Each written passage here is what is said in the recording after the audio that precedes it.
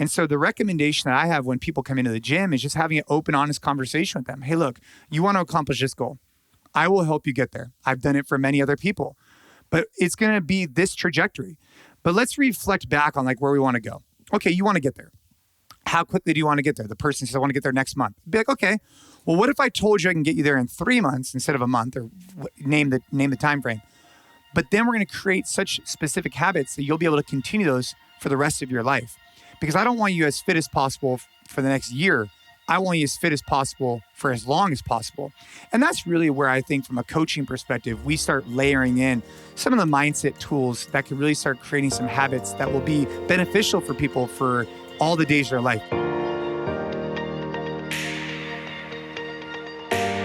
What's up, guys? Welcome to the Invictus Mindset Podcast. Today's guest is a father, an author, and an athlete.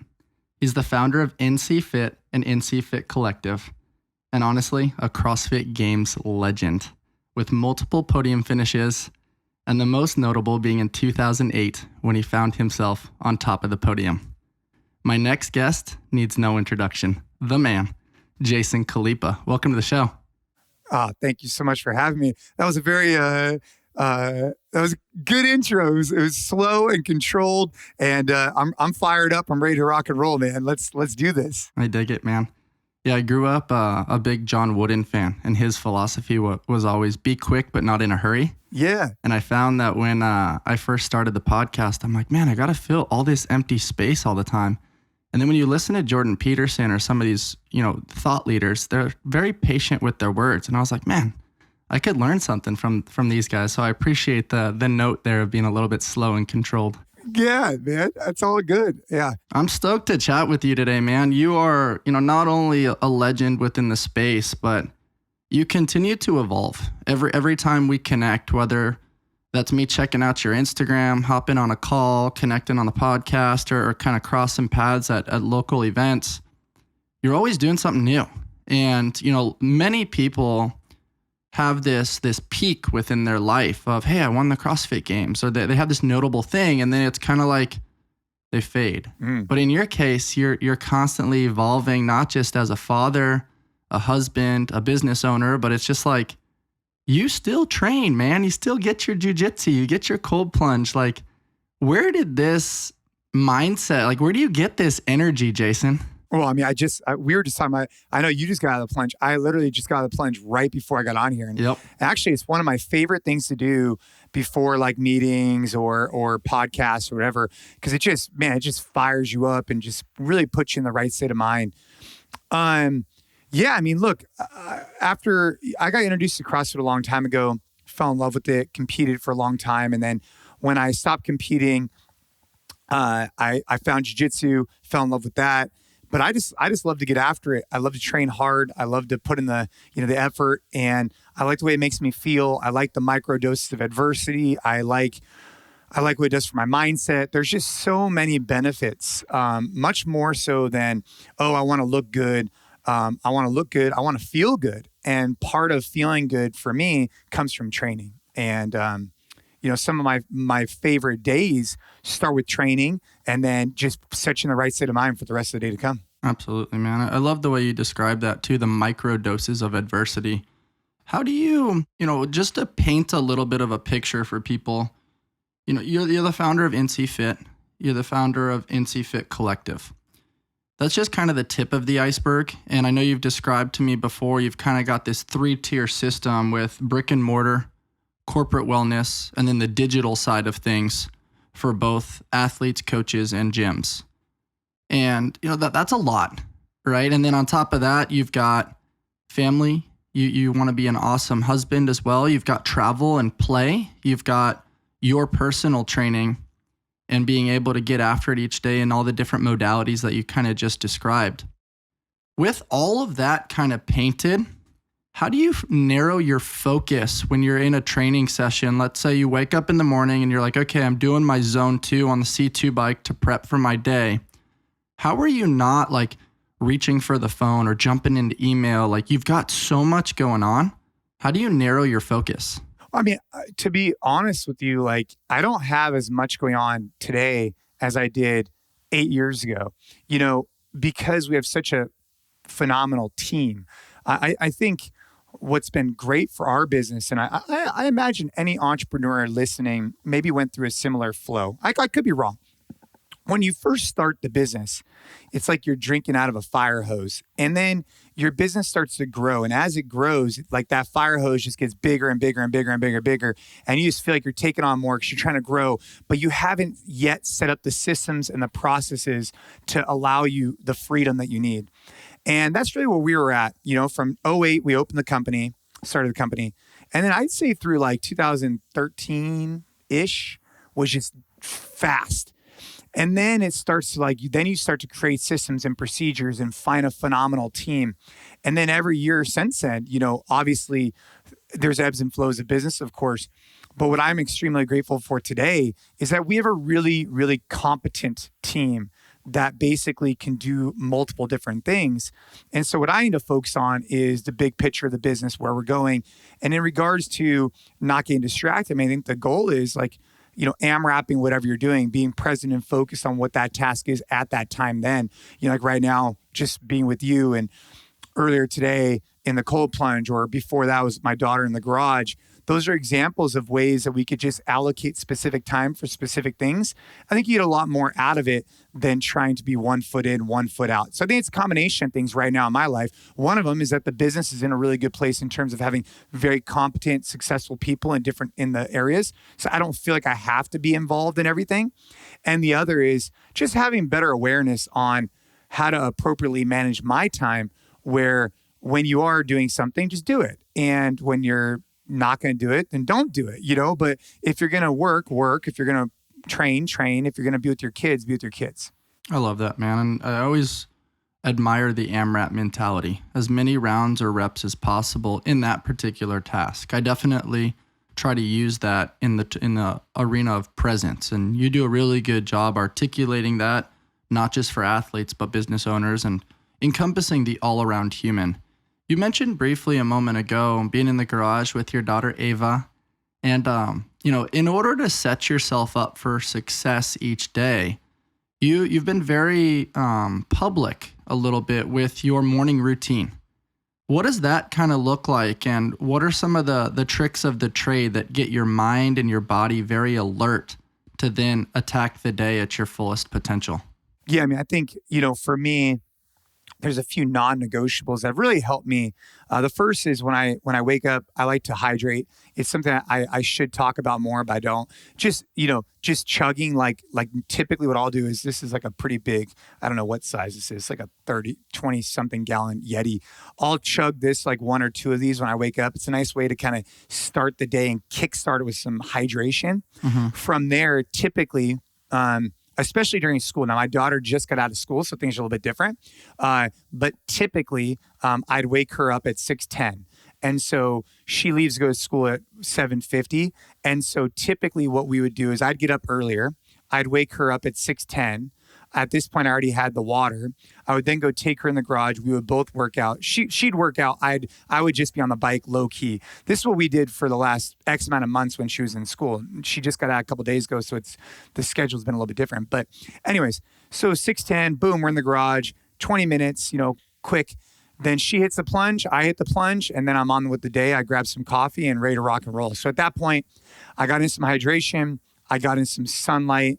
I got in some movement. I got in some cold exposure, and then I'm ready to basically start the day. That's I'd say it's overall what I try and accomplish as early as possible. I dig it, man. You mentioned the cold plunge for Ava. That's impressive that she's able to get in that thing. What was the process of getting her acclimated and comfortable to, such an anxious type of modality where breath work is so important? I know I'm able to do it now, but at my younger ages, playing basketball, when they asked us to get in that cold plunge, I definitely tiptoed around a little bit. For sure. I think the first thing I would note is that for me, we've had a cold plunge at our house for the last, 3-4 months. And my children and I have been in it every day. In particular, Ava and I. My son, he goes in a couple times a week. But we don't have it super, super cold. And so I think that's important to note. My logic is that because there are some things that I'm trying with my children that are a little bit non-conventional, I don't know if it's just me trying to justify it to myself or trying to stay face with the community, but at times I try and I want to expose my children to tough things. I think it's important to build resilient children. I think that's important. And so what I started off with thinking about the cold plunge is that I didn't want to put my children in jeopardy health-wise.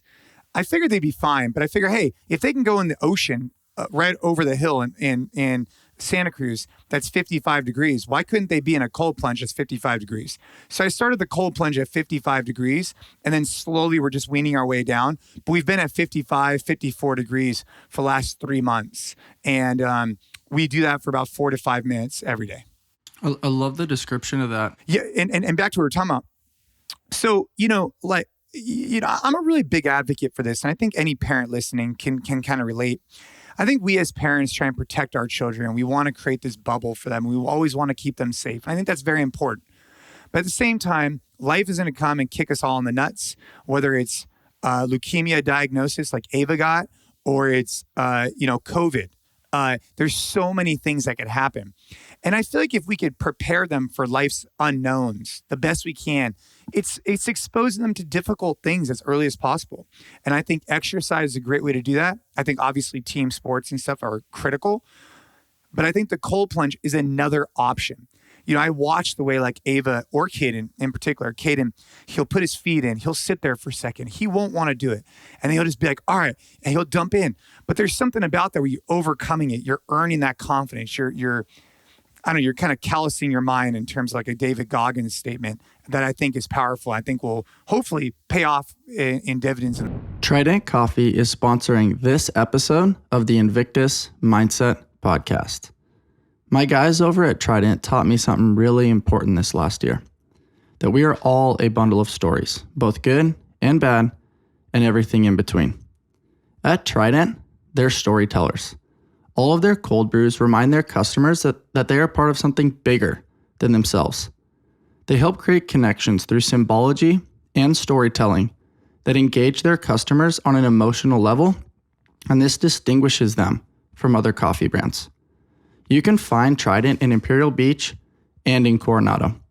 They offer over 14 plus nitro cold brews along with dairy-free options. You can find the perfect brew and pair it with one of their treats from their keto bakery. All these options will allow you to support your health and fitness journey with Trident Coffee. They're more than just a coffee company. You can check them out over at tridentcoffee.com and use code Invictus20 for 20% off online and in tap rooms. Once again, that's tridentcoffee.com. Use code Invictus20 for 20% off online and in tap rooms. Take your coffee experience to the next level. Striving to maximize your potential through health, wellness, and high-level fitness requires tremendous midline strength and stability. Allow the crew over at Element 26 to co-pilot your journey so that you can destroy PRs and not destroy your body. They have this amazing self-locking weightlifting belt that provides a 4-inch uniform profile for optimal intra-abdominal pressure and back support. This quick-release technology allows the pressure to be placed on the buckle and pin instead of the Velcro. Nothing's worse than being at the bottom of a squat and having the Velcro pop on your weightlifting belt. Head on over to element26.co and use code Invictus10 at checkout to receive 10% off all online purchases. Head on over to element26.co and use code Invictus10 at checkout to receive 10% off all online purchases. Destroy your PRs, not your body. Man, there's a lot to unpack within that, but I definitely think sometimes the barrier to entry is a little bit too high for some things, and some of these sciencey descriptions or the ego base of like, oh, how cold or how long, that the metrics sometimes make the task daunting. And maybe you do it, but you don't do it as frequently as you would like to elicit the ultimate benefit. And so I'd love for our listeners to take away from your description the low-hanging fruit. What's the minimal viable dose to still elicit a positive response? And I think sometimes, if you're practicing at 55 degrees, cognitively, you're like, okay, I've done this before. I've done it in the ocean. I can build mental resilience, in the here and the now. Not to mention when you have it at your home and you're doing it every single day, just about, it's really hard. You don't have the boost of hormonal release when you've got other people around. The ego's probably a little bit lower because it's just you. And I think exposing your children to realize this element of consistency. It's better for the temperature to be a little bit higher, you to get more use out of it than it is for it to be, 28 degrees or 35 degrees where you use it every so often and the whole time you're miserable. Yeah, 100%. And so that's where we're at. Look, if I go see Kelly Starrett and he wants me to go jump in at whatever, I'm down. But I think for me, for our family, for right now, that's where we're at with the cold exposure. I think, and everybody's got their thing. For me, I go in it, I dunk all the way in, then I sit up and I wait there for 4 to 5 minutes. Ava, she'll go in to her stomach height for about a minute, then she'll drop down to her shoulders for another 2-3 minutes, and then she'll dunk in at the end. Caden, he's got his own little whatever. And I don't really care as long as we're getting exposure, as long as we're doing it. And, the mood change I've seen in particular for Ava has been something pretty remarkable. And, we also have a sauna. She does not go in that. But pick your battles, right? She likes the cold exposure and let's rock and roll. Whereas Caden, he likes a little bit of that hot exposure and cold, not as much. That's so cool that you're exposing your children to this. And in the moment, you're exposing them not just to therapy stuff, but it's also this bond that you guys have together. It's this uniqueness around, at 6'10", you have a moment within your day that's a non-negotiable, as you described, where you and Ava and your children get to bond and connect. And there will come a time where they're out of the home and they've got their own families and their own lives, and you won't have that same time together. And sometimes I think that's a little bit lost. I think Sam Harris describes it very well, and he calls it the last time. If every interaction you have with somebody, you pretend like it's the last time, it elicits more meaning in that particular moment. What are your thoughts on that? Oh, yeah. I mean, we talk about all the time, with coaching. And I know, you can imagine this, right? What if this was the last experience that someone had with you? What if it was their last time coming into the gym? How would you want to be remembered in that last experience? And that's something we think about all the time at our gym. Because I'm a big believer that for any gym owner out there or any really service-based business, you're one poor experience away from not having that member again. One experience.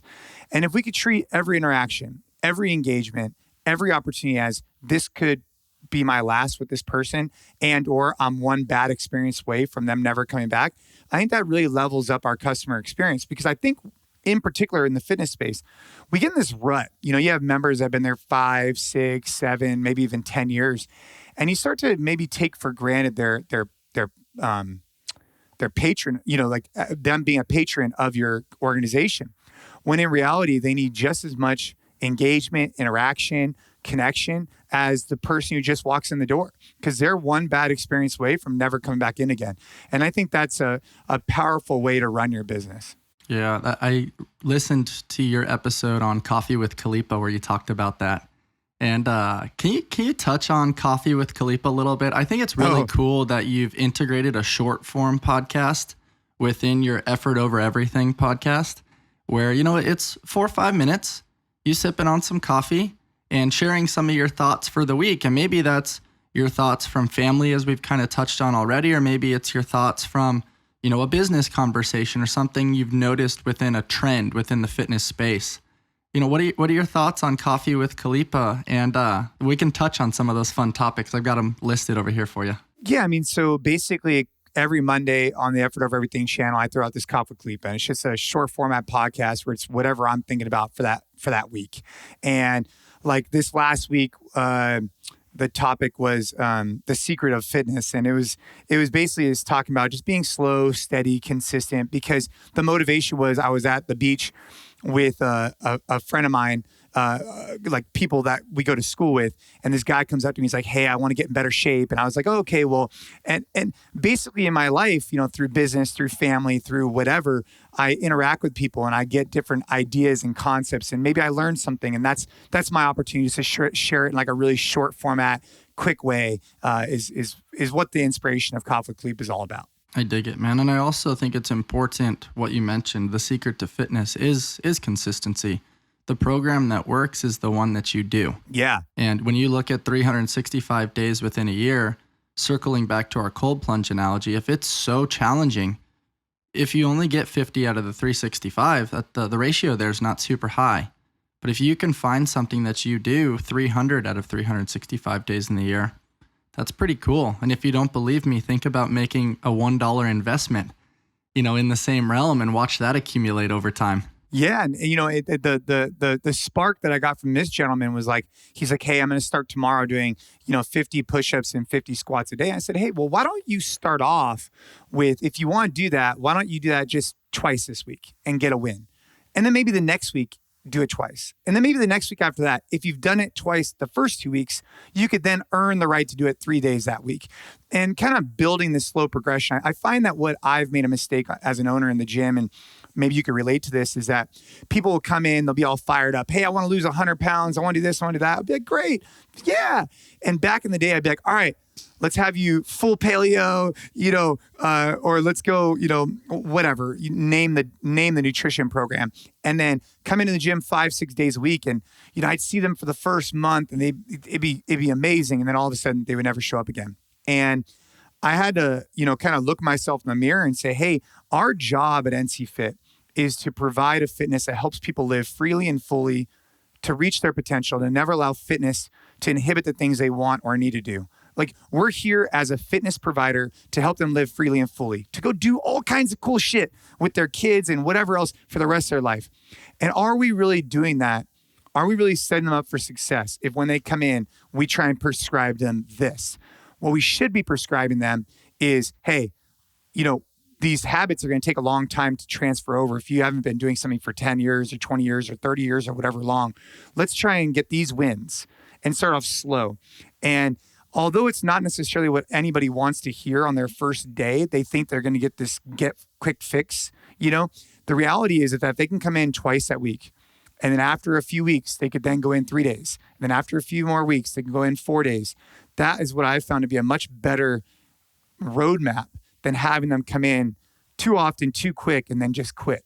Yeah, man, I think that's a really good piece of advice. And if that's all people get out of today's episode and conversation, that's pretty valuable sauce right there. What do you think about, in the fitness industry, as you mentioned, there's nutrition advice, there's exercise physiology, there's biomechanics, there's all these fancy words, phrases, different dips and douses of, movement patterns and whatnot. But first and foremost, we got to take into consideration the human and realize that, humans are not linear progression. They're complex creatures having, some sort of spiritual or human experience. And I think it's important to realize, like, the habit base that you're describing around, okay, if you're trying to make this an integral part of your life, we have to habit stack versus throwing the whole kitchen sink at them and then watching it get destroyed in the garbage disposal month 2.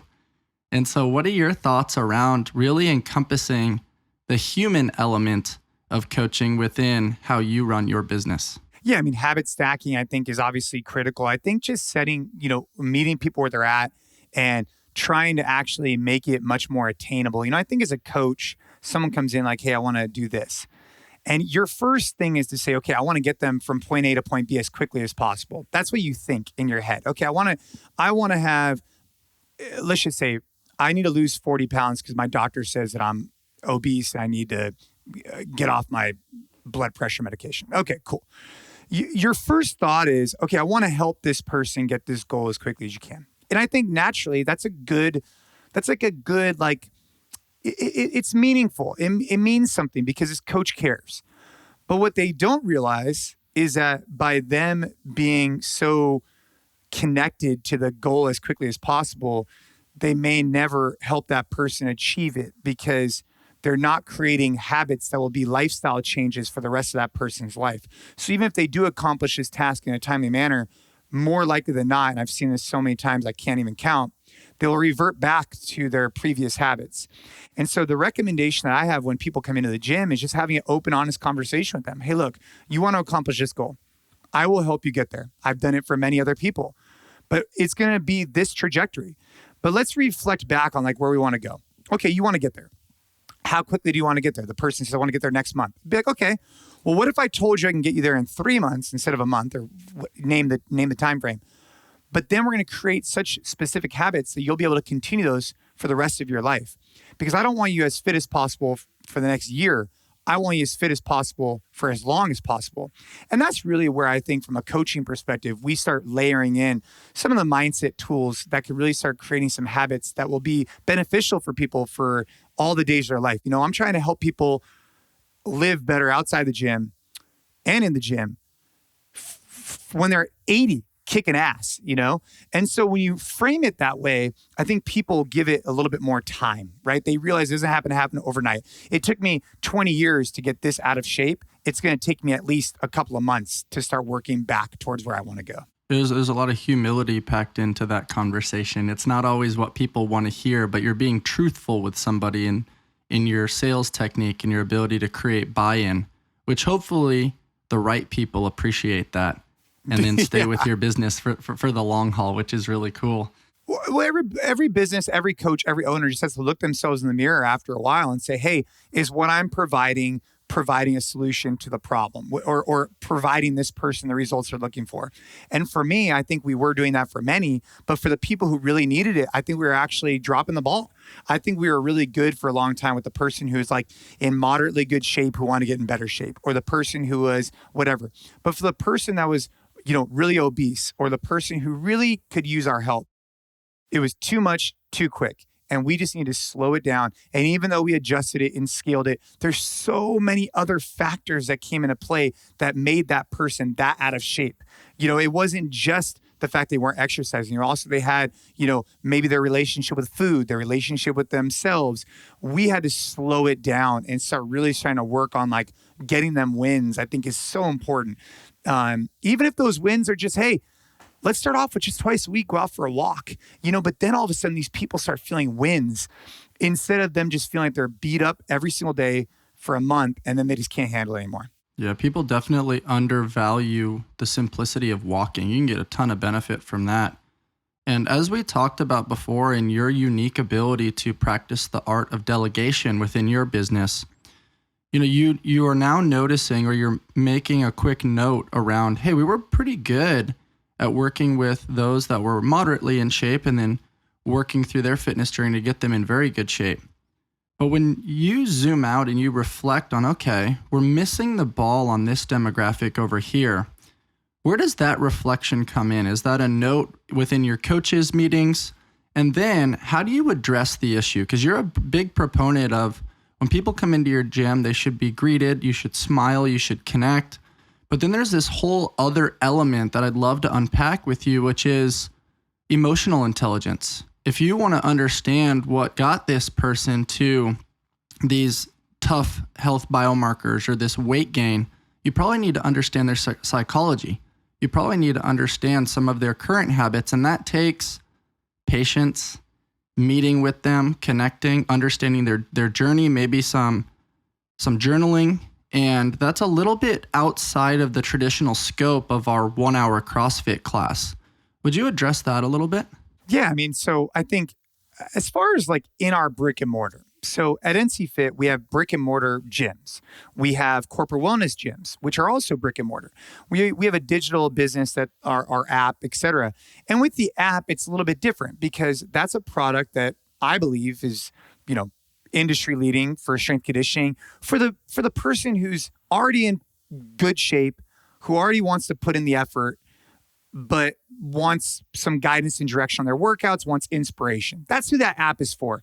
And that app really isn't for the person that just wants to get off the couch. It's not. It's not designed for that person because the workouts are, I don't want to say they're too difficult, but they're a step above what that person needs. What that person needs to do is start walking. And then that person needs to start adding some basic bodyweight stuff. And then eventually over time, once they've built up that confidence and they feel that they're ready, they need to go and find a coach. They need to go into a gym. And then once you've been there and you're starting to train your garage and stuff like that, our app is going to be a phenomenal tool. But back to the brick and mortar. When someone walks in the doors of your gym, they're ready to make a change in their life. You know how long they were probably thinking about it? They've probably been thinking about it for months, if not years, weeks, who knows? And when they come in, they're ready to make a change. I think it's important that the coach takes that responsibility.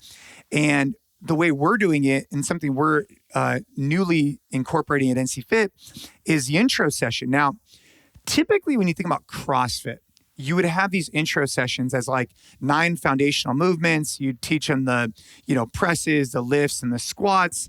And maybe you could do it in a week-long course. Maybe you could do it in a month-long course. Maybe you could do it in a day. Who knows? There was a bunch of different ways you could do on-ramping. For us, what we're trying to do is we're charging a nominal enrollment fee as a component of just like, for a variety of reasons, but mainly because we want to have some skin in the game and we want them to see value in this introductory session. And this introductory session, and where we're going with it, we're just rolling this out. So we should get back on a podcast 2 months from now and I could let you know how this goes. It is not going to be an on-ramp session. It's going to be more of like a welcome to the community session, meaning I'm going to take you around the gym. I'm going to explain to you the ins and outs of how it works here. I'm going to let you meet all of the different coaches. I'm going to talk to you about what your goals, what are you aspiring to do? Maybe if there's something that if you're, we're going to break you into 3 categories: beginner, intermediate, and advanced, for lack of a better term. As we're talking to you, maybe if we see you're a more advanced athlete, maybe I could give you some tips and tricks the last 10 minutes on a movement. Maybe as we're talking, maybe you're more intermediate. Maybe I could explain to you a few of the fundamentals. Maybe for beginner, I could just explain to you some of the ways that we adjust workouts. But basically, it's a 1-hour introductory session to make you feel more comfortable in the gym, let you kind of white glove service you, and then get to better understand what that person's goals are. So as they transition through the gym, not so much like personal training, but that coach can stay in tune with what their original goals were and if that person's hitting it. It's something that we're just doing. It's not really an additional, we're already charging an enrollment fee of $49. So it's just going to be included in that. And I'm curious to see how this goes, because I think that for years at NC Fit, we tried every on-ramp on the planet. And we weren't really convinced that any of them were perfect. And for the last couple of years, obviously with COVID, it threw a wrench in the system. We didn't have a formal on-ramp program. We just allowed people to come in, and we thought that our coaches were qualified enough to adjust accordingly. But this isn't an on-ramp. This is more of a white glove welcome. And I think that's what we've been missing as someone paying $230 a month and they just show up. I think that we could do better than that. And I'm excited to report back in 2 months how that goes. Yeah, Jason, that's a really cool description of introing people within the space, especially with so many different fitness modalities now with F45 and Orange Theory and the various yoga studios and, the HIIT classes that people can take. It's like they're going in, hitting a workout and then getting out. But there's not this, what we describe at Invictus as tribe connection. And really understanding that, hey, if you have a question, you can lean on this particular coach and they can steer you down the right path. Or, you can have a debate around a controversial topic, or at least you feel like taking the words from like AA, you have a sponsor, a health and wellness sponsor that co-pilots your journey. And the other thing that I think is really cool is it's an assessment. You're getting to know somebody's story and their history. And you and I described that last time we spoke on our previous podcast, which is everybody has a story we know absolutely nothing about. And this first intro session is an opportunity to get to know that story. So now when they are integrated within the class sessions, you can say certain things that may push them in the right direction because it's relevant to them specifically. So now those metaphorical analogies that we love to use as coaches are now specific. And there's a deeper, more meaningful connection versus this surface level of get lower in your squat, reach full extension, things that we hear all the time that are not as personable. Yeah. And so I really, really love that you guys are doing that and sharing it with the world so that more people can emulate and input that. And I definitely think there will be a little bit of a pushback in the beginning. Nobody likes to pay, right off the bat if they're not totally understanding. We see the enrollment fees at like Globo gyms all the time. People are like, why do I have to pay that? Oh yeah, if you sign up today, we'll remove that fee. And it's like, you're actually getting more value than you think. Yeah. I mean, what we did is, because we no longer have any legacy rates and everybody pays the same price, the 226, everybody, like, it doesn't matter when you enrolled, we brought everybody to the same price. When we did that, we also incorporated a one-time enrollment. It's basically a processing fee. So it's for a bunch of different things, but now it will also come with this session that I'm really excited about. And something else we've done at the gym, which I think has been really successful, is we have one person in charge of on the sales side now. We used to have our coaches do it. And I think what we've realized is that, the coaches are phenomenal at connecting with humans. They're really inspired by getting people results. And I think that when we have someone else, in particular, someone that works our front desk, who really understands our business, knows our people, but also has phenomenal skills at following up and whatnot. She's taken over sales for the different commercial gyms, and we've seen tremendous amounts of success because what she's done, actually, it's so funny. I'll read you a Slack message she sent out to our team. She said, FYI, XYZ just joined as a monthly member. She has not been into our gym yet for a tour or trial. She's an athlete runner and was referred, She has specific training goals of, competing in X event, but she's now sending this out to all these different coaches. And so it's been good because when that person then goes into the gym, they know that, they're going to be greeted with, hey, we know you have a goal to compete in high rocks. Like, here's something that can help you get there, So it's just been something else we've done at the gym. I really, really like that. And you guys are communicating. Everybody's kind of on the same page. So all the members feel like they get this personal experience. So that's a really cool way of running it. When you mentioned, do you guys use Slack at Invictus at all? We do a little bit. And then we input our notes within our management system. And typically most people will get alerts. So they'll kind of see that if it's within a session that they traditionally coach. Yeah, cool. It's a cool way to stay communicative throughout like a broad and inclusive staff with, lots of different projects and, things that people have on their plate. But when you mentioned the integration of this $49 processing fee and your monthly fee of $226, and there's no longer legacy fees, how did you roll that out? Because I know your info account got blown up. I know you probably got punched in the face a few times. There were some stressful conversations and some unhappy people. But then once they realized, on the other side of things, assuming they made it through the onset, what is that process like? Because you and I both know in business, when you take something away or when you raise your prices, it's always a little bit challenging. Yes. Let's start here.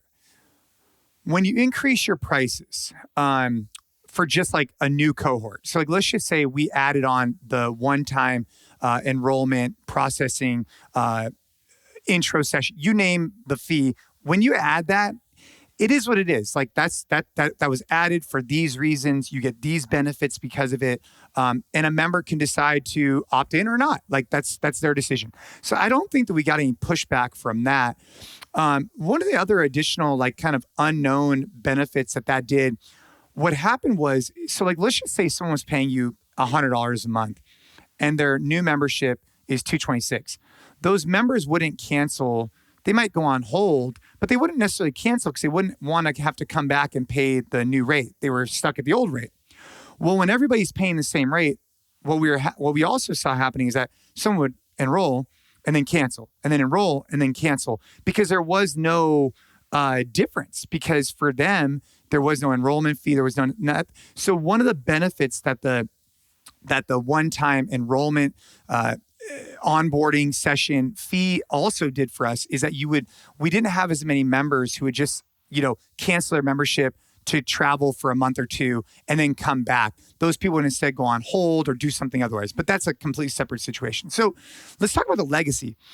The legacy members at NC Fit, this has been something that was very, very difficult for me because when we first opened the gym in 2008, I made some mistakes, and I think we all have. But one of the mistakes that I made was I told people at the time that their rates would be, at the time I used the term grandfathered in, which I didn't realize there was a negative connotation towards that terminology at the time. But I would say, hey, they're grandfathered in for X amount of time. And I never even said X amount of time. I just said they're grandfathered in. And so these people got a rate of, let's just say for sake of argument, $140 a month, $100 a month indefinitely was kind of like the thing. But after being in business for close to 15 years, our rent's gone up, our expenses have gone up, everything's gone up, but their rates hadn't gone up. And so when you looked at our average price per client, per member, we were in a situation where we had some classes were full, but yet the gym wasn't going to be profitable because we weren't generating enough revenue because our average price per member was too low. And so, because of all kinds of things, inflation, rent increase, COVID, whatnot, we went out to the members and we said, hey, effective this date, we're no longer able to honor our legacy rates. We're proud that we were able to honor it for as long as we did, but this is the reasons why we need to do it in the future. And I reached out to anybody who had a $50 or more increase. I reached out to them individually. I text them individually. And I think that softened the blow a little bit, where the way I did it was I sent out an email to everybody. Me personally, from my email, I broke into different buckets, said this way, it wouldn't trigger, spam. But I sent one email to people who came in 4 or more times a month. I sent another email to people who came in 4 or less, or 3 or less times. The email to 4 or more said, hey, this is what's happening. These are our rate changes, et cetera. If it was 3 or less, I actually said, hey, based on your participation over the last few months, I actually recommend that you switch over to our class pack punch cards. I found it came out much more authentic so if someone was coming in regularly, we said, hey, we recommend that this is what we're doing, this is why we're doing it.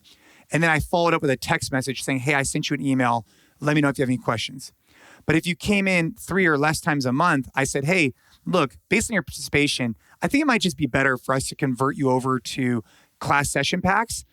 Because what we didn't want is for this person who hasn't been in the last couple of months to get hit up from us with an email saying, hey, we're going to double your price. It just came off kind of ingenuous. And so by us saying, hey, we recommend doing this, I think that did help our situation, in addition to the fact of us text messaging anybody who saw a rate increase or $50 or more. So those are a few things we did. Jason, you're so good at managing people.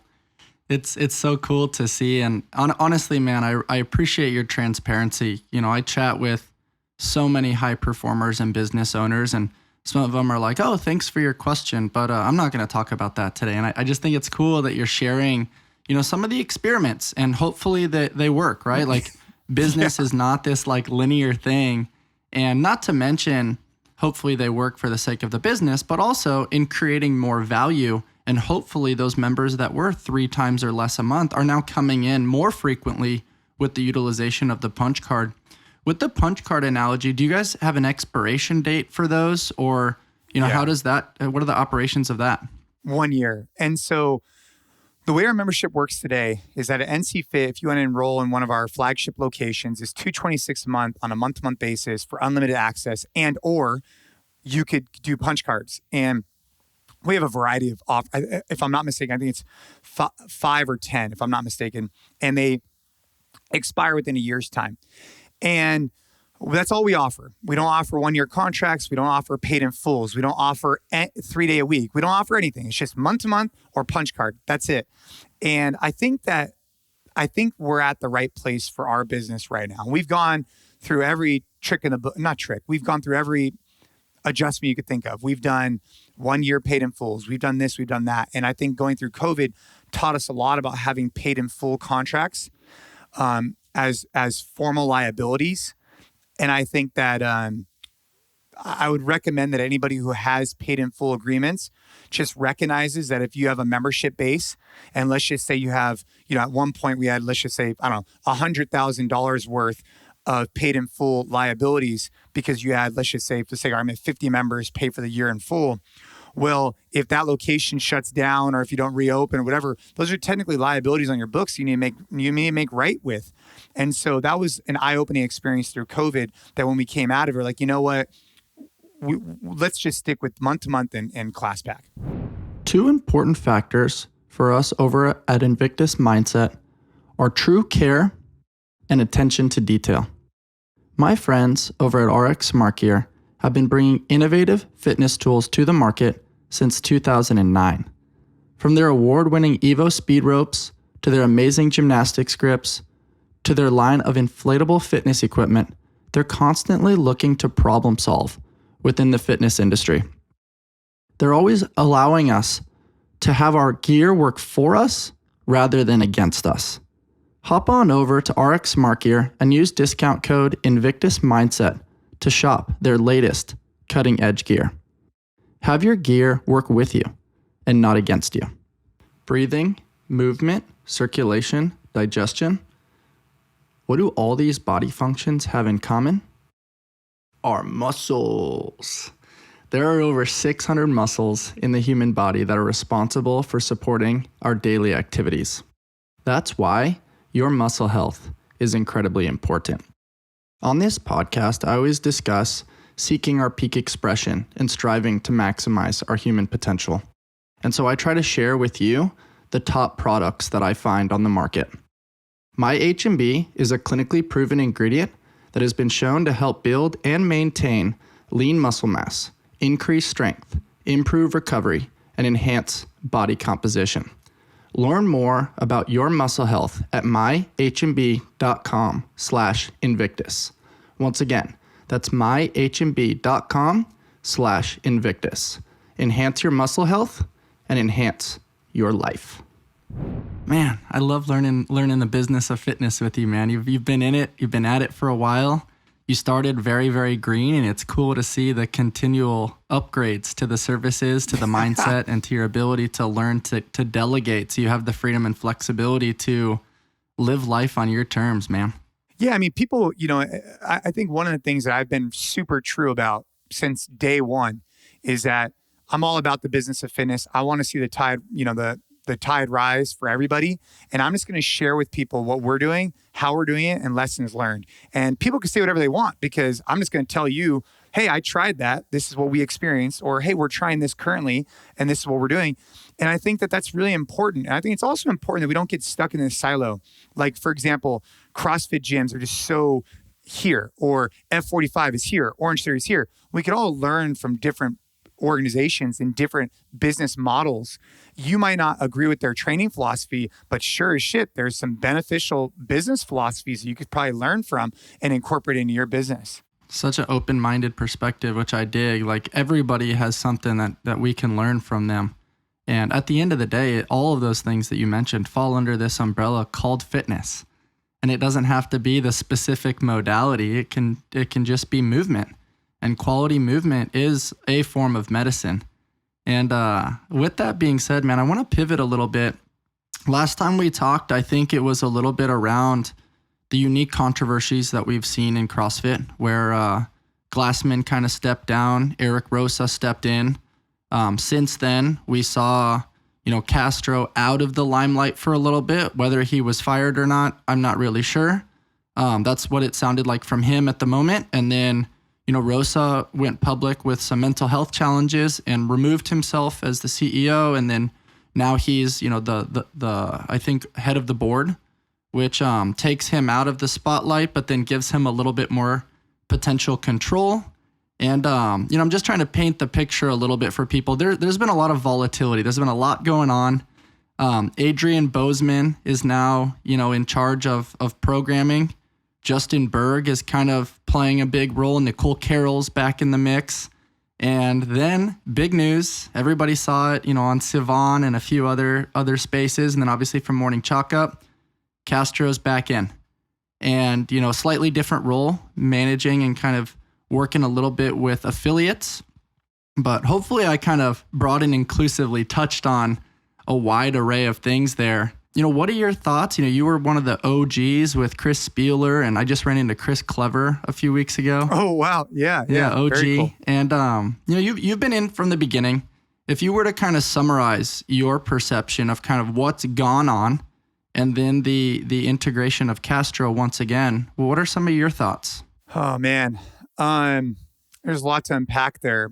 I think that I mean, I think that CrossFit HQ needs to decide what direction they want to go in and have clear leadership take them there. I think that if CrossFit decides they want to go in a new direction, they want to go, hey, we want to go more mainstream, we want to go this path, I think rock and roll, right? But they're going to piss off they're going to piss off a lot of old school people. Or if they want to go, hey, you know what was great was great. Let's just stick with what was great. And we're going to keep going down this old school path. And we're not going to go more mainstream. That's fine too, right? Either way can work. I really do. But I think right now there's somewhere in the middle. And I think, look, bringing back Dave to be an affiliate ambassador, I think I like Dave. I was just at his ranch the other day. He's always been, I am glad to see him back with HQ. I'm glad to see him be successful as a consultant for them or whatever capacity he's doing. I think more power to him. I think for HQ, though, they got to decide it's a much bigger picture, right? Like if you're going to move in your own direction and you really want to go down this path, are you going to be able to do that with many of the same people that are already a part of HQ in the beginning? Or do you need to level set everybody? Or do you say, hey, look, where we're at with this team right here, this is the rock solid team. And we're going to, it doesn't seem like they've came out with any clear guidance on where are we going and why are we going in that direction. That's my overall take. But, it's not really my problem. It's not really a concern of mine, to be honest. Like I want to see HQ do well. I do. I want to see the games thrive. I do. But at the same time, like we have our own business at NC Fit that we need to stay fully focused on and recognize that we have our own goals and aspirations for the fitness community. And they're not at odds with HQ, meaning like I want them to be successful. I want us to be successful. I want Invictus to be successful, but I can't worry about what HQ does anymore. I can't worry about their direction. I want them to be successful, but I think they have a lot of, I don't want to use the word soul searching, but they got to figure out where they want to go in the next 5 or 10 years. And if that's a quick exit because they had private equity money, that's fine. But it doesn't seem like they've been very clear with the community about what's the plan for the future. But then again, it's not really my problem either way. Totally. I don't know if that's a good explanation. I don't know how to describe it. I think it's a really good explanation. I think it's also important to note there's not really a boundary. I've talked about this with a few different people. There needs to be a more clear boundary of CrossFit for health and wellness and life, and then CrossFit for sport. I think they get intertwined a little bit too much because it's the same usage of the term CrossFit. It's kind of like when we say pull-up. Well, the use of a strict pull-up versus a kipping pull-up more for work capacity, and then like a traditional Globo gymmer that doesn't have as much education on the topic is like, oh, those are cheating pull-ups. It's just a misunderstanding. And that's kind of what I see time and time again with CrossFit HQ is I think everybody's trying to do the right thing, but it comes down to the drawing the line in the sand around there's the sport of CrossFit, and then there is CrossFit over here, which is more education-based. They have the CrossFit affiliate programming now. There's CrossFit Health. There's wellness. There's what you and I described earlier, which is training to do really cool shit outside of the gym. And, what are your thoughts on how to appropriately create that divide where there's understanding and not haterade on each side kind of throwing at each other? I mean, if it was me, if someone gave me the keys to CrossFit right now, I would probably rebrand the CrossFit Games into the Sport of Fitness. They already have the trademark. I would probably just call it the Sport of Fitness. And then I would do a major campaign on just explaining the benefits of overall CrossFit, what it's done for CrossFit Health, the dramatic impact it's made. And then I would try and streamline the affiliate model. And I think that they're already trying to do some of those things. It's coming a little late because the experience in one affiliate is dramatically different than the experience in another.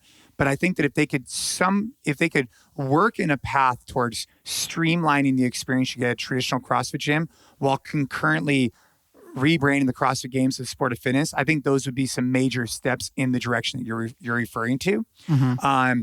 Do I worry it's a little bit too little, too late? Maybe.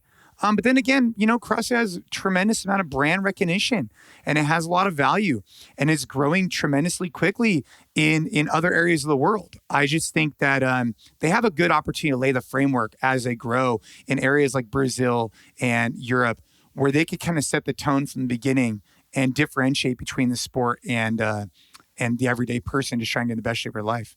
Totally, man. I think that's a cool place to start with regards to creating a little bit of differentiation there. And that doesn't make one better than the other, but I definitely notice in some loose travel over the last 10 plus years, when I do step into different affiliates, there's this unique trajectory of on-ramp, and then you take traditional class, then maybe you have like a private coach, or, you're playing with somebody's programming during open gym to acquire the unique skills.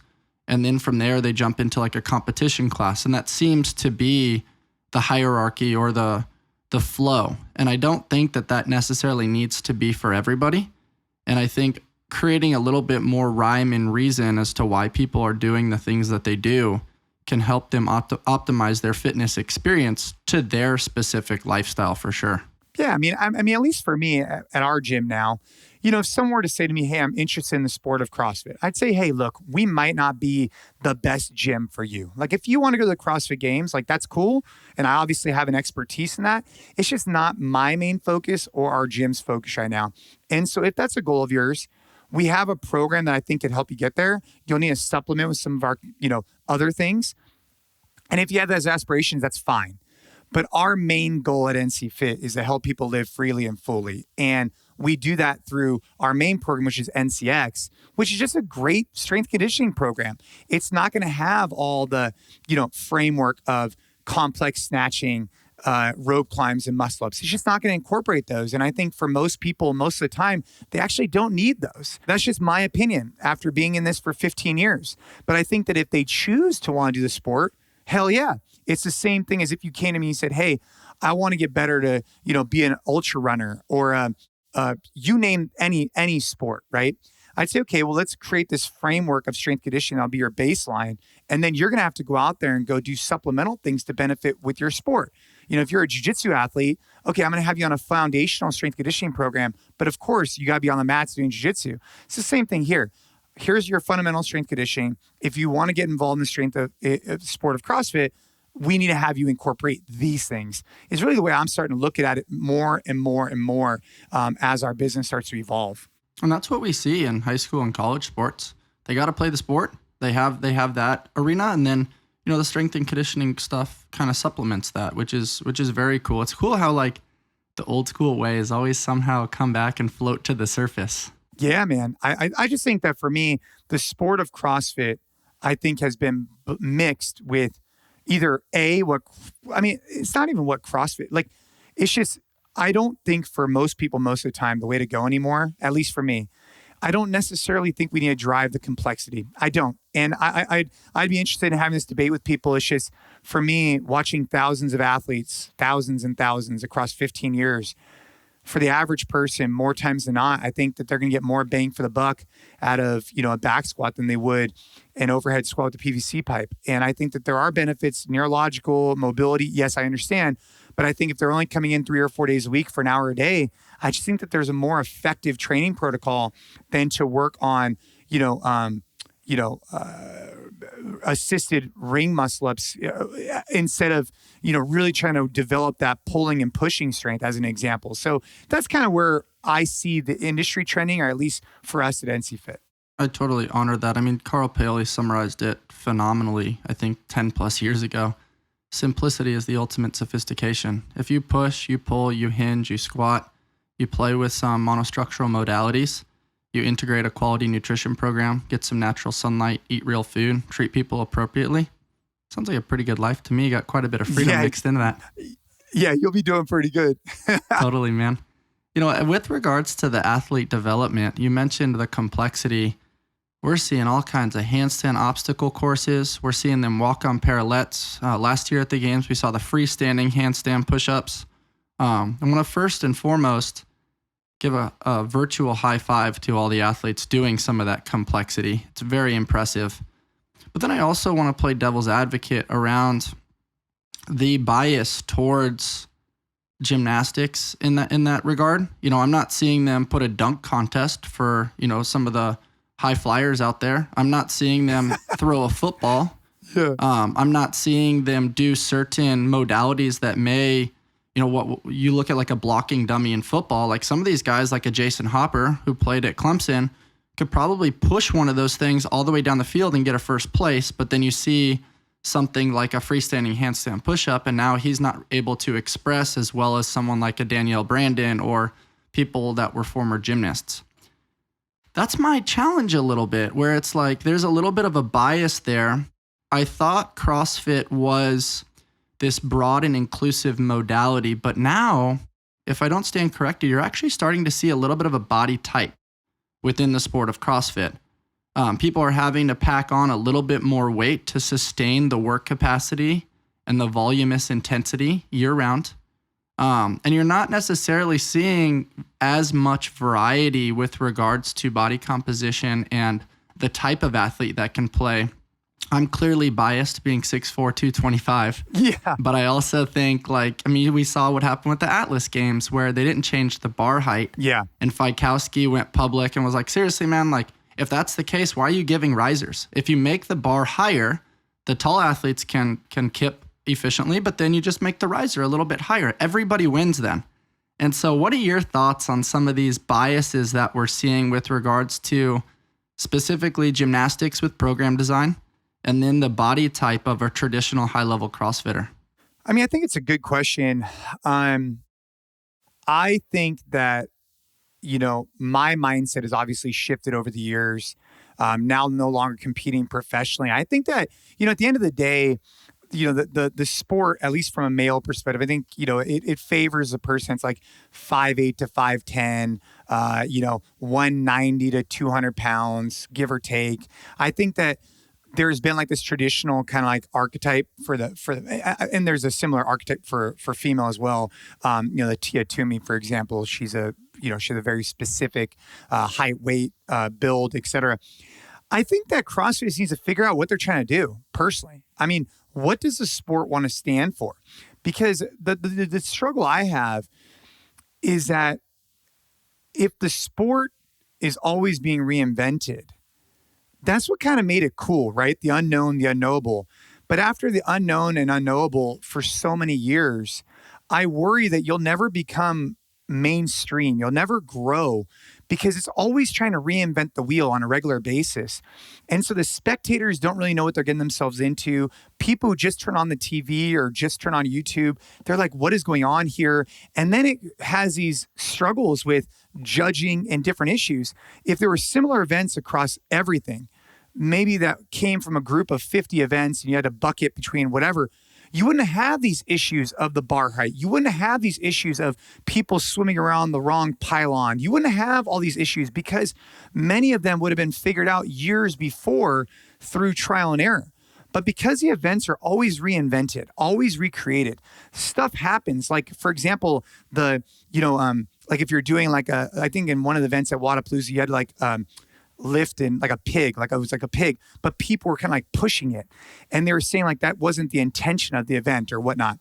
But they would have known that had that event occurred before. So I think that it's a bigger question that CrossFit needs to answer is, what do you guys stand for as a sport moving forward?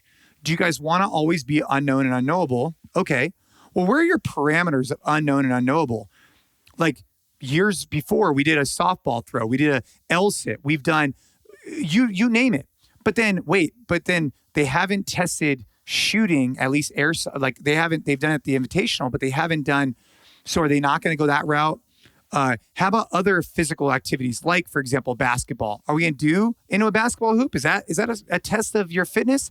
Like, there's so many ways you could take this. I think they need to narrow down what is the sport of fitness. And I think that in itself would help this conversation. Do you get what I'm saying there? Yeah, totally. Creating parameters is always going to be helpful. And if there's just unlimited parameters, there's also no boundaries. If you want more money in the sport to professionalize it a little bit, spectators need to know what's going on. And I mean, I'm in the sport and I've been in the sport for 15 years and I turn on YouTube and I'm like, okay, I got to kind of slow this down a little bit to try to understand what's going on. it's hard to like bookmark on the YouTube channel like where the events start. And fortunately enough, because there's friends or loved ones out there competing, I'm willing to put in the time and the energy to do it.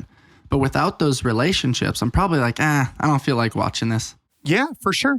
And I mean, I think also, so there's that piece. And I also think there's a major pitfall that I think any person who's putting on an event really needs to take a step back and say, okay, like when you're always having new events. So like with the semifinals, I think they should have had the same events across all of them. That's my perspective on it. But if you're having new events all the time, you're always opening yourself up for potential judging concerns because there's never any precedent set. And I just think that from that reason alone, and now at the games, I will give credit where credit's due. For all the years I competed at the games, I always thought they did an exceptional job clearly communicating what the rules were, and the judges did the best damn job they could at upholding that.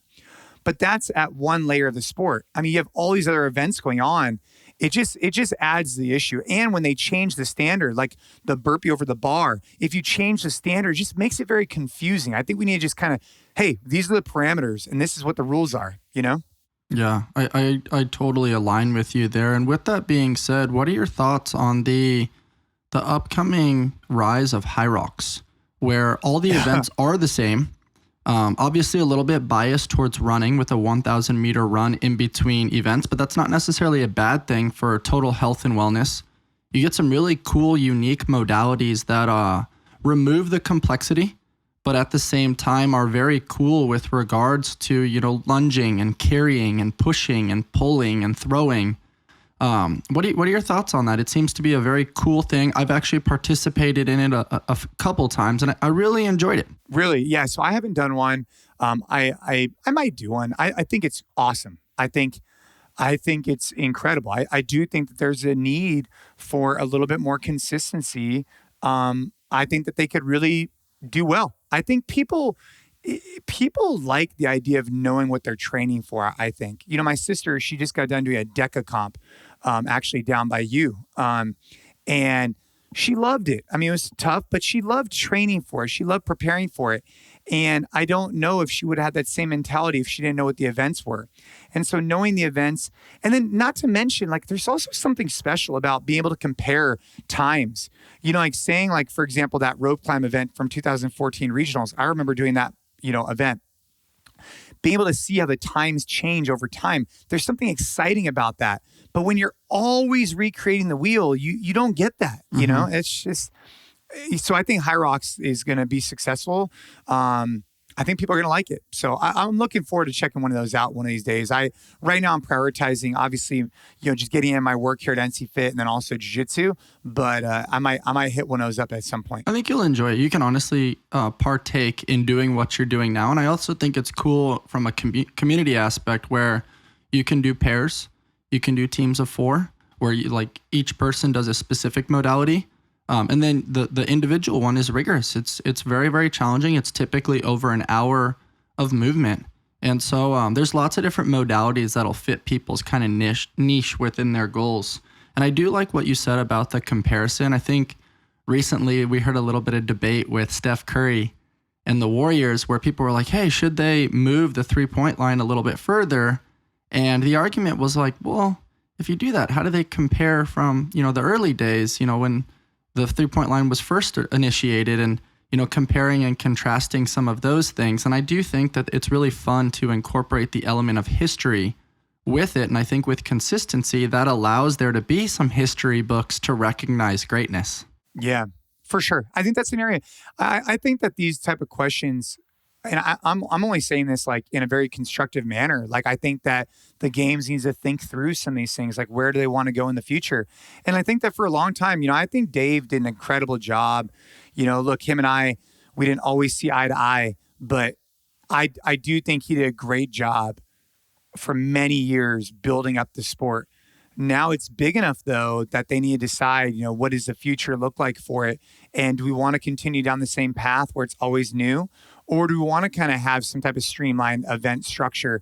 And I think that, I think now is the time to be asking those questions because they've had so many changes so often that it's even hard to keep up with what the structure of the season looks like if you're not involved. Totally, man. You were from the competitive age where you started to see CrossFit athletes develop into superstars. They had Matt Chan, they had Chris Spieler, Rich Froning, Chris Clever, Becca Voigt, just to name a few. I'm obviously West Coast biased. Yeah, there you go. But, now we're seeing where every top level CrossFitter is a brand and they have a social media presence. I might make the argument that they're not necessarily compensated as CrossFitters, but they're compensated as influencers, and then they happen to be CrossFit athletes. What are your thoughts on this newfound occupation, I guess, for high-level athletes? And, yes, they're typically a part of an affiliate, but then there's shoe contracts, there's supplements, there's apparel, there's tech. There's all these different things that kind of get tossed into this smoothie for each individual athlete. What are your thoughts on this? I think it's great. And I think that, hey, look, if the athletes can get paid, get them paid. I think that it doesn't come quick. It doesn't come easy. And I think that a lot of guys back in the day, when we first started, if you look at like the OGs you mentioned, I think if not all of them either owned a gym or trained at a gym. I mean, almost all of them owned a gym. I mean, Spieler, Chan, myself, Froning, Becca, and many others. But I think that now a lot of the athletes, I think the sport's just changing and the athletes are becoming more professional athletes. Like you have the guys coming up on the scene where they've never owned a gym and that's okay, right? They train in a gym and that's all right. It's just a different approach than the way it started. Mm-hmm. In the beginning, people needed substantial amounts of income from something else because CrossFit wasn't paying the bills, right? It was just, you would run an affiliate and then you would also have this sport that you just loved. That's what happened for us for years. Then the sport started to take off and there was a lot of money and opportunity in it, but we already had the business. So it's not like you're going to get rid of it, right? And that's ultimately what my story was, right? Is when I got into I won the CrossFit Games and I made $1,500. And then as the sport moved on, I had to grow a business to support my family. And then eventually, the sport started to pay itself and you started getting dividends. But I think where it's at today is that athletes are more approaching it in a different light, where because there is more money available as an influencer, and because of social media, et cetera, they're approaching a way like, how do I build a brand and utilizing CrossFit as a platform to do so and compete? And it's not bad, it's just different. And I think that in the future, what'll happen is you'll maybe see less connection with the top level athletes to actual brick and mortar locations or to that person. And it'll be more of like this, social presence they're going to rely on. Whereas back in the day, you would show up to a regional event and all the gyms would show up. Now, I don't know if it would be the same way if it was the same thing today. It's just different. Instead of more localized, it's more socialized. And these athletes, though, really need to think about what their future looks like. So if they're going out there and they're having great performances now and they're growing their social media presence to hundreds of thousands of followers, what does that look like when they stop competing? And how do they create businesses and opportunities so that when they do stop competing, those sponsorships are going to dry up? That's a fact. So then what are they going to do a couple of years after? They got to be planning for that now so they could build this business up while they have the limelight. Totally. And we're seeing some really cool things. I as CrossFit figures out, what direction they want to head, I definitely want to take a moment to note all the positives that they've done. We're having great conversation right now around the unique controversies within CrossFit and how to fix some of those things, but the methodology is still awesome. The community aspect is still awesome. They've done an amazing job now eliciting more job creation, because on that same topic of each athlete having their own brand, we're seeing agents, we're seeing a lot more sponsors and people in the conversation. We're seeing sponsors on things like this, like podcasts. And, what are your thoughts on these job creations that are kind of coming as a result, which hopefully lay the foundation for some of these athletes for their post-fitness career? I mean, look, there's no secret that I think CrossFit has created a shit ton of jobs, including mine. I mean, it's undoubtable the impact that Greg Glassman has had on the fitness space. And I think that in the future, though, what's going to happen with these sponsorships, I think is really questionable. I think that ultimately, if these sponsors do not see an ROI, they're no longer going to be participating. So I think what's really important is that CrossFit, at least for their major sponsors for the games, they make sure that those people are getting a great return on their investment. And I think that for athletes, they need to make sure that anybody that's sponsoring them, that they're getting a great ROI. Because if they're not, it'll be too much, too quick, and it'll just go away. And I think that you've seen that before. And so I would encourage any athlete listening, start small, prove your value, over deliver, and then you can ask for more later. But if you try and ask for too much, and let's just say you get it, all of a sudden then if you're not living up to that expectation, you're not going to renew that contract, and that will be detrimental potentially. So I think the key is, now obviously don't undervalue yourself, but the point is that I think what's critical right now is that there's an alignment between athlete and sponsor and games and sponsor of equal opportunity in terms of return on the investment. And yes, one person might get a little bit more of a benefit than the other, but if it's massively outweighed one way or the other, it's not going to be a sustainable model for the future to come. And I just think that being aware of that's critical. Your consistency is impressive, man. We talked about that last time, where any sort of relationship should have mutual benefit. And I think that's really cool to create that expectation and transparency from the onset. And as we wrap things up today, man, I think it's really cool how so many people with a social media presence are in some ways acting. They'll film their things in advance and they put it up periodically throughout the year. And it's not, as you mentioned, it comes off disingenuous a little bit, as if they're just playing a character. But you're not one of those people. You talk the talk, and then you walk the walk. And then you find ways to integrate those around you as well. You're not just a one-trick pony. You're pulling in your family. You're connecting with your wife. I'm noticing these really awesome finishers that you're doing at the jiu-jitsu gym and pulling some of those guys in with you. Yeah. Like, how do you consistently live up to this standard, maintaining this high level of energy, and then finding a cool way to reel in those that you love and care about along the journey? I mean, I think you said it the best. I mean, I think that any time that we've messed up as a company is when we're trying to pursue things that are ingenuous to us.